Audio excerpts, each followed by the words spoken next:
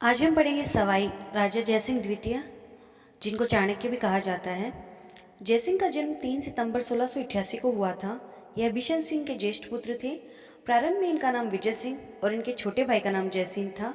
सम्राट औरंगजेब ने इसमें प्रथम जयसिंह की तुलना में वीरता और वाक्पटुता को विशेष मात्रा में पाकर इनका नाम जयसिंह और इनके भाई का नाम विजय सिंह कर दिया। क्योंकि ये जयसिंह से भी बढ़कर थे, इसलिए इनका नाम सवाई भी लगाया गया। इसके विपरीत इनके छोटे भाई का नाम विजय सिंह रखा गया। इसी समय से जयपुर के सभी राजा अपने नाम से पहले सवाई का पद प्रयोग करने लगे। 1700 में 12 वर्ष की अल्पायु में जयसिंह द्वितीय ने राज्य का भार संभाला। 1701 में आमेर से प्रस्थान कर वह औरंगजेब की सहायता के लिए अक्टूबर में बुरहानपुर पहुंची। सम्राट ने राजा की वीरता और साहसिक कार्यों से प्रभावित होकर उनके मनसब को 2000 जात और 2000 सवार कर दिया। मनसब के खर्चे के उपलक्ष्य में उनका वेतन 1,25,000 रुपये हो गया। 1707 में औरंगजेब की मृत्यु पर उसके पुत्रों में राजगद्दी के लिए युद्ध छिड़ गया। उत्तर में आजम और मुअज्जम दोनों के बीच अधिकार के लिए युद्ध लड़ा गया। जयसिंह उस समय आजम के अधीन दक्षिण में थे, अतएव उसने आजम का साथ दिया। जो मुगलों का उत्तराधिकार संघर्ष हुआ था, उसमें जयसिंह ने आजम का साथ दिया, क्योंकि वो उस समय उन्हीं के पास थे, उन्हीं के अधीन थे। जय सिंह जब आजम का साथ दे रहे थे तो मुअज्जम उनके विरुद्ध हो गया था।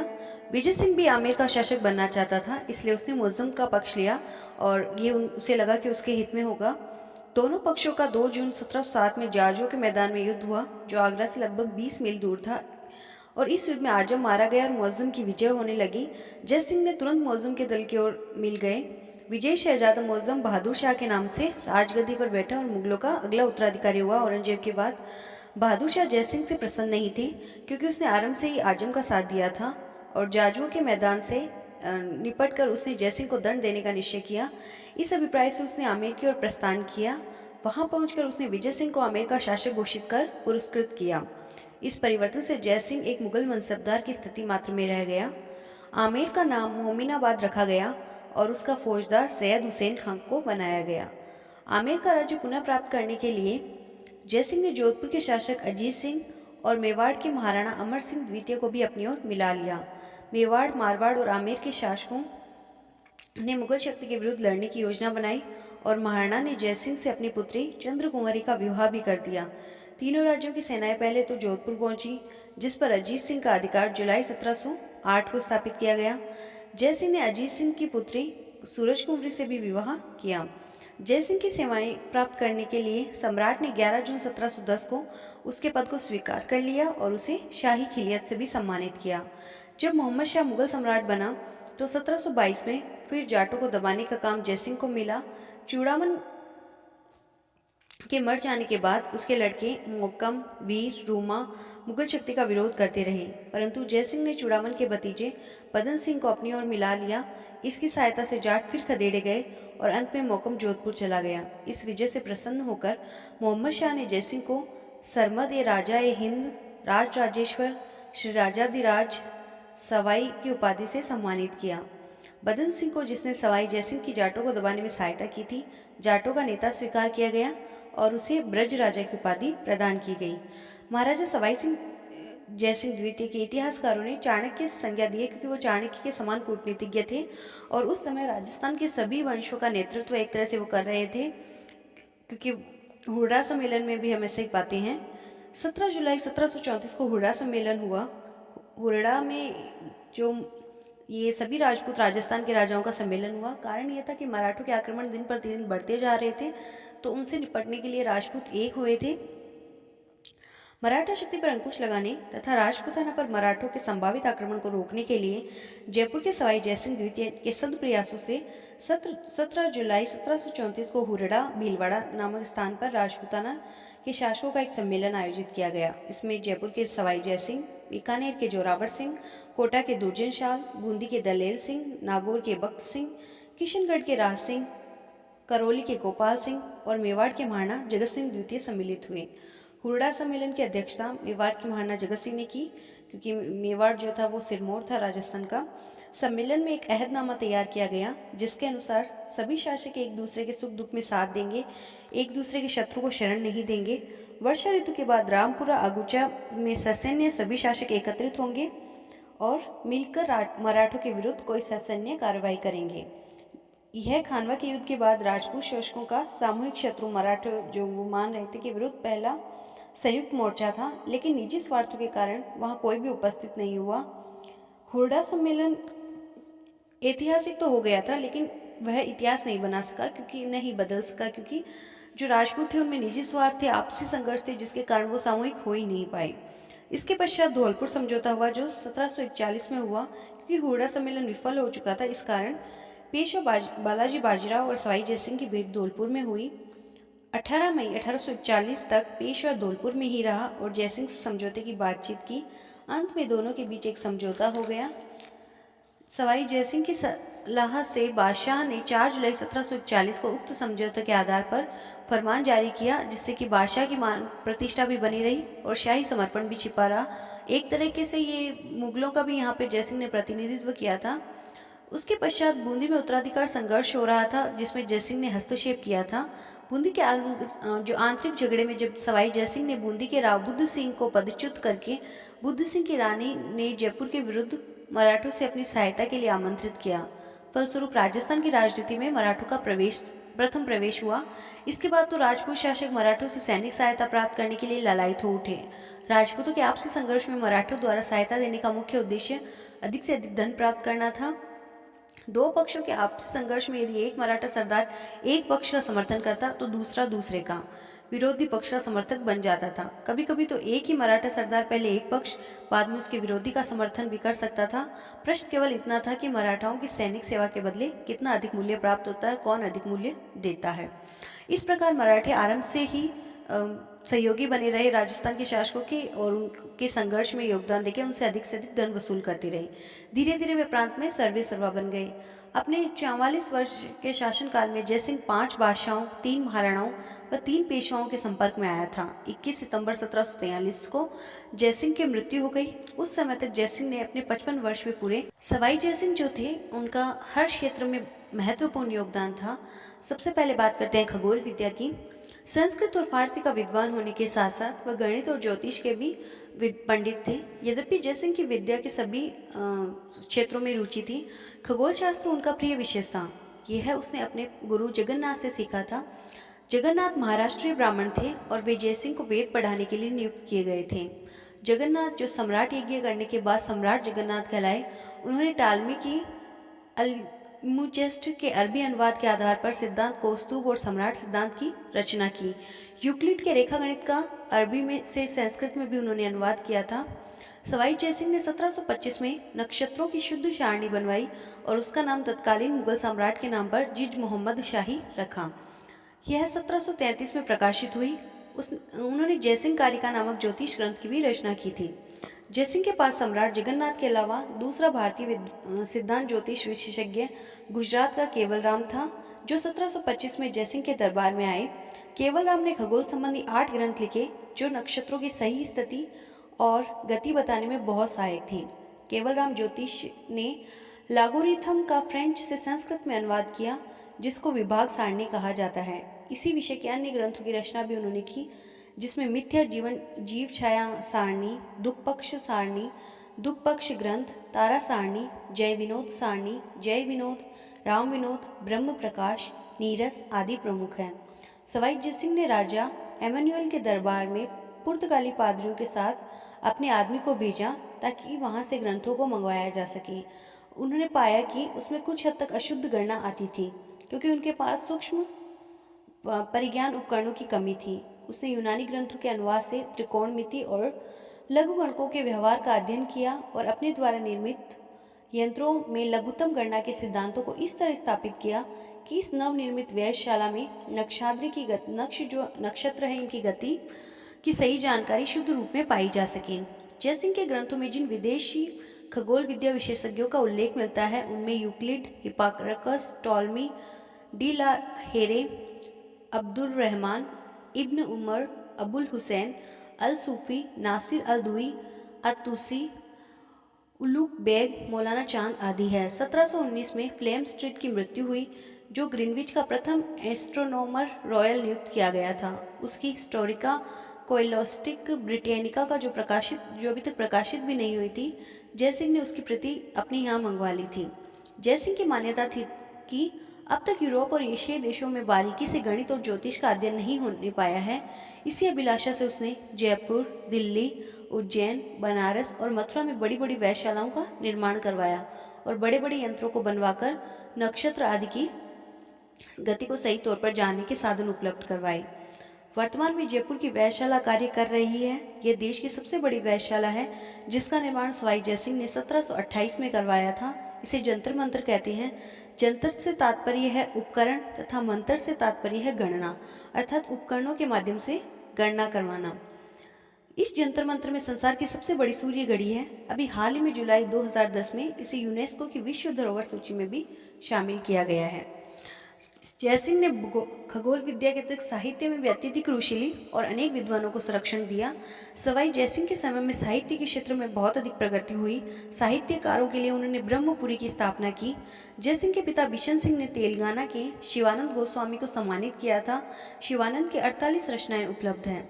शिवानंद गोस्वामी के छोटे भाई जनार्दन भट्ट गोस्वामी द्वारा श्रृंगार शतक, वैराग्य शतक, मंत्र चंद्रिका, ललितापची प्रदीपिका की रचना की गई। शिवानंद के दूसरे भाई चक्रपाणी तंत्र शास्त्र के प्रसिद्ध पंडित थे। इनकी लिखी पंचायतन प्रकाश उपलब्ध है। जयसिंह के शासनकाल के प्रारंभिक वर्षों में सबसे प्रसिद्ध विद्वान रत्नाकर भट्ट पौंड्रिक था, जिसने जयसिंह कल्पद्रुम लिखा। रत्नाकर के पुत्र सुधारक पौंड्रिक ने साहित्य सार संग्रह की रचना की। रत्नाकर के भतीजे ब्रजनाथ भट्ट के ब्रह्मसूत्राणु भाष्यानुवृत्ति व पद्म तरंगिणी ग्रंथ उपलब्ध है। जयसिंह के समय में सबसे प्रसिद्ध विद्वानों में कवि कलानिधि श्री कृष्ण भट्ट थे। इनके द्वारा राम क्रीड़ाओं पर राघव गीतम की रचना की गई, जिसे रामरासा भी कहते हैं, जिस पर जयसिंह ने इन्हें राम रसाचार्य की उपाधि दी। इनके अन्य ग्रंथों में पद्म मुक्तावली, वृत्त मुक्तावली, ईश्वर विलास महाकाव्य, सुंदरी स्तवराज, वेदांत पंचविष्टि, राम गीतम, प्रशस्ति मुक्तावली, सरस रसवाद आदि प्रमुख हैं। ज्योतिषाचार्य केवलराम की 2 साहित्यिक रचनाएं अभिलाष शतकम व गंगा स्तुति है। गलता के कृष्णदासी परिहारी के शिष्य प्रियदास द्वारा रचित भक्तमाला टीका व भागवत भाष्य और सूरत मिश्र की बिहारी सस्से की टीका पिंगल में लिखी गई है।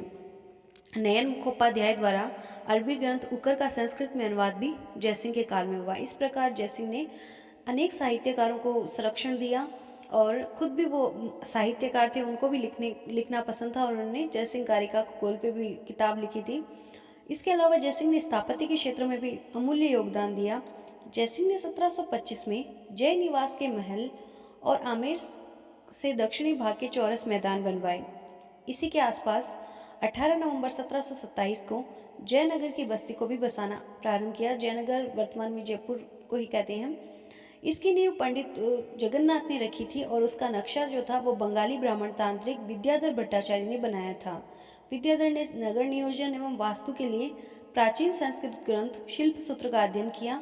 जयपुर शहर 9 चौकड़ियों का शहर है, जिसमें चीन के कैंटन नगर तथा इराक के बगदाद नगर का संयोजन किया गया है। विश्व प्रसिद्ध फोटोग्राफर क्रांटन ब्रेसा ने लिखा है कि जयपुर नगर सौंदर्य में पगा हुआ संसार का एक अनूठा स्मृति चिन्ह है, सभ्यता और संस्कृति का स्रोत है।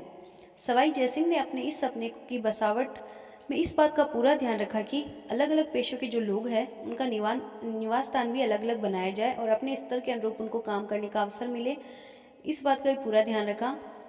शहर के वास्तु को इस तरह संयोजित किया जाए जिसमें नीचे दुकान और ऊपर मकान के विचार को तरहीज दी जाए।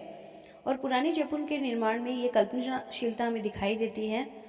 उसका बहुत बड़ा कारण यह है कि जयसिंह ने महान दार्शनिक व वैज्ञानिक कोपरनिकस, गैलीलियो और पुर्तगाल के इमैनुअल के विचारों का आदान प्रदान किया था। जयपुर शहर का वास्तविक नाम जयनगर था, जिसे सिटी ऑफ विक्ट्री कहा गया। 20वीं सदी के प्रारंभ में ब्रिटिश ने इसका नाम पिंक सिटी दिया। जयपुर शहर का परकोटा 7 किलोमीटर का है, जो बहुत ही ऊंचा है।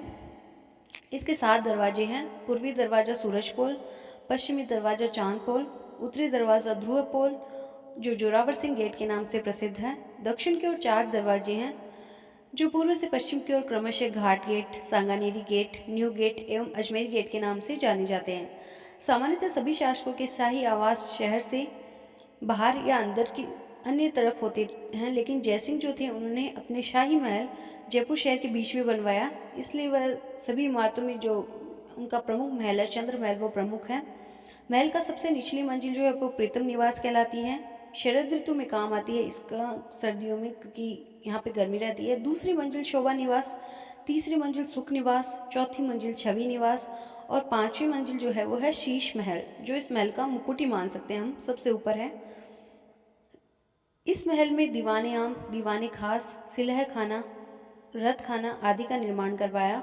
बाद में माधो सिंह द्वितीय ने इसी के अहाते में मुबारक महल बनवाया, जो हिंदू मुस्लिम एवं ईसाई शैलियों का बेहतरीन नमूना है। यहाँ पर जयपुर राजघराने के शाही मेहमानों का स्वागत किया जाता था। जयसिंह ने जयगढ़ का निर्माण करवाया। सवाई जयसिंह ने अरावली की पहाड़ियों पर नाहरगढ़ नामक दुर्ग का भी निर्माण प्रारंभ करवाया था, हालांकि जो कि इसलिए करवाया गया था कि मराठों से सुरक्षा के लिए। जयसिंह ने कुछ अन्य इमारतें भी बनवाई, जिससे मानसागर झील में जल महल का निर्माण शुरू करवाया था, जिसे पूर्ण प्रताप सिंह ने करवाया था। सिरही ड्योढ़ी बाजार में कल्की जी का मंदिर, सिसोदिया रानी चंद्र कुंवरी के लिए सिसोदिया रानी का महल बनवाया। उसने मथुरा में सीताराम का तथा गोवर्धन पर्वत पर गोवर्धन के मंदिर बनवाए। चंद्रमहल के समीप ही गोविंद देव जी का मंदिर भी जयसिंह जी ने बनवाया। इसके अतिरिक्त जयसिंह जो थे महाराजा, उन्होंने धर्म सुधार भी करवाया। धर्म सुधार के क्षेत्र में जयसिंह ने हिंदू शासकों की भांति धर्म और संस्कृति के प्रति गहरी रुचि और सहिष्णुता थी। उसने 1720 में बहादुर शाह मोहम्मद शाह से जजिया कर जो हिंदुओं पे लगाया जा रहा था उसको हटाने की प्रार्थना की, और उनके आग्रह पर मोहम्मद शाह ने जजिया कर हटा लिया, जो कि हिंदू समाज के लिए उनका बड़ी योगदान था। उन्होंने 1728 में मुगल सम्राट से गया में हिंदुओं के लिए जाने वाला तीर्थ कर को भी समाप्त करवाया। 1733 में जयसिंह ने बादशाह मोहम्मद शाह से कहकर इलाहाबाद सूबे में गंगा स्नान के लिए आने वाले तीर्थ यात्रियों से लिए जाने वाले कर को भी बंद करवा दिया। धर्म रक्षक होने के नाते उन्होंने वाजपेय, राजसूय, पुरुषमेध आदि यज्ञों का आयोजन करवाया। वह अंतिम हिंदू नरेश थे जिन्होंने भारतीय परंपरा के अनुकूल अश्वमेध यज्ञ का भी आयोजन करवाया था।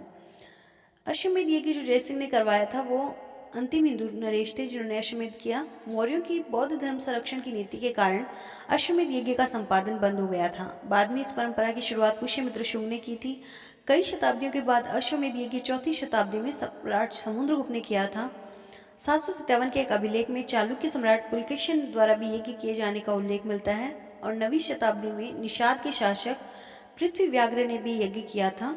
लगभग 1200 ईस्वी में भारत में मुस्लिम शासन स्थापित होने के बाद अश्वमेध का उल्लेख बहुत कम मिलता है, नहीं मिलता है।